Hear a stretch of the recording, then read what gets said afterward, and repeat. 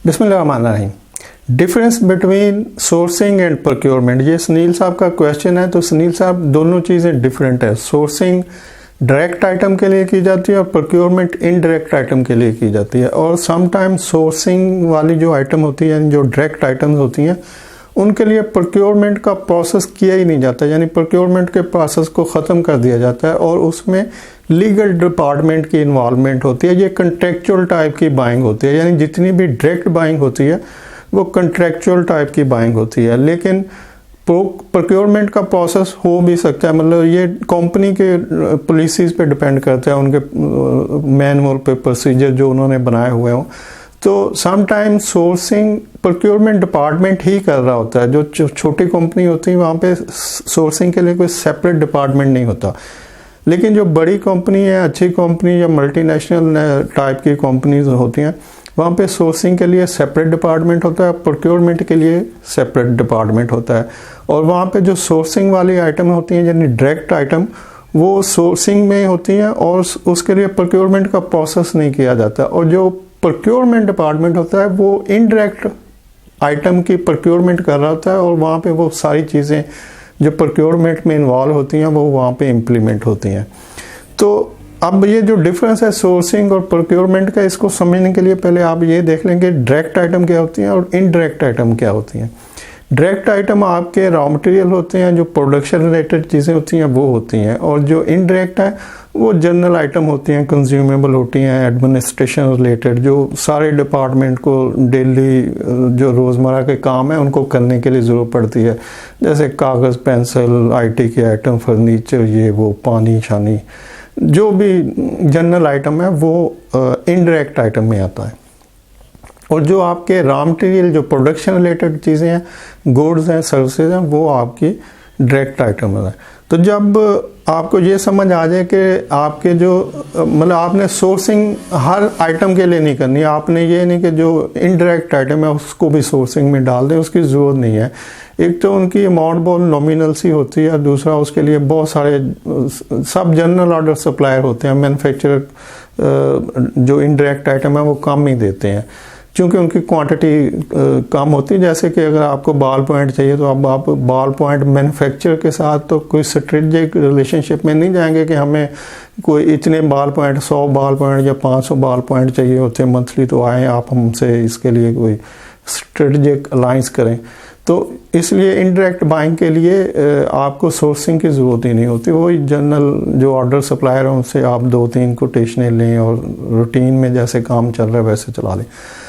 Sourcing सिर्फ आपकी direct item जो यानी कि जो रॉ मटेरियल है उसके लिए होती है, जहाँ पे आपकी ह्यूज अमाउंट खर्च हो रही होती है। अब इसके लिए क्यों प्रोक्योरमेंट का प्रोसेस ख़त्म कर दिया जाता है? सब में नहीं होता, लेकिन ये मैं एक ऑप्शन बता रहा हूँ कि कुछ जगहों पे प्रोक्योरमेंट का प्रोसेस नहीं होता। अगर होता है तो तब भी ठीक है, नहीं होता इसलिए नहीं होता कि वो सारी एक कंट्रेक्चुअल बाइंग होती है। जब आप सोर्सिंग करते हैं, कोई सप्लायर को फाइंड आउट करते हैं, फिर उनसे नेगोशिएट करते हैं, लॉन्ग टर्म प्लानिंग में जाते हैं कि जी मंथली हमें इतनी रिक्वायर्ड होती है और ये हमारी प्रोडक्शन। अब आपकी जो टोटल इन्वेस्टमेंट है, जो फैक्ट्री या प्लांट लगा हुआ है, उसने कोई 2 माह या 3 माह इस्तेमाल करके बंद तो नहीं हो जाना। तो ये लॉन्ग टर्म प्लानिंग होती है कि आपने किस सप्लायर से अपने रॉ मटेरियल प्रोक्योर करने हैं। तो जब आप एक दफ़ा उससे वो सारी स्ट्रेटजिक प्लानिंग उनसे शेयर करके, नेगोशिएट करके उनके साथ कॉन्ट्रैक्ट में चले जाते हैं, तो फिर प्रोक्योरमेंट डिपार्टमेंट की ज़रूरत नहीं होती, वहाँ पे लीगल डिपार्टमेंट की ज़रूरत होती है। लीगल डिपार्टमेंट फिर वो कॉन्ट्रेक्चुअल बाइंग के लिए जो टर्म्स एंड कंडीशन होती हैं वो डिसाइड करता है। ऐसे सप्लायर का जो लीगल डिपार्टमेंट होगा वो, और जो इधर बायर का लीगल डिपार्टमेंट होगा, दोनों आपस में कॉन्ट्रेक्चुअल बाइंग के लिए कॉन्ट्रैक्ट प्रिपेयर करते हैं, एवेलुएट करते हैं, फिर उसको फाइनल करके उसको जो भी प्रॉपर साइनिंग वगैरह होती है करके तो मैच्योर कर देते हैं कि ये हमारी कॉन्ट्रेक्चुअल प्राइसेस हैं और ये इतने अरसे तक हम इसको इस तरह से चलेंगे, जो भी टर्म्स एंड कंडीशन है। तो इस तरह से सोर्सिंग डिपार्टमेंट सोर्स करेगा, वो कॉन्ट्रैक्ट प्रोसेस करेगा और वो ऑर्डर जो है रिपीट ऑर्डर में चलता रहेगा मंथली, जो भी टर्म्स एंड कंडीशन उस कॉन्ट्रैक्ट में डिफाइन होंगी। तो इस तरह से प्रोक्योरमेंट डिपार्टमेंट की उसमें ज़रूरत ही नहीं पड़ती। तो अगर सोर्सिंग डिपार्टमेंट सेपरेट है तो वो खुद ही जितने डायरेक्ट बाइंग होती है जिन चीज़ों की, वो उनको एक एक करके कंट्रैक्ट में डालते रहते हैं और ऑटोमेटिकली वो रिवॉल्व होते रहते हैं ऑर्डर। और जो प्रोक्योरमेंट डिपार्टमेंट होता है वो फिर जनरल जो छोटी मोटी आइटम होती हैं उनके लिए वो अपना रूटीन का प्रोसेस करता रहता है। तो इस तरह से ये सोर्सिंग और प्रोक्योरमेंट दो डिफरेंट डिपार्टमेंट है, दो डिफरेंट इनकी प्रोसेस के तरीकाकार हैं।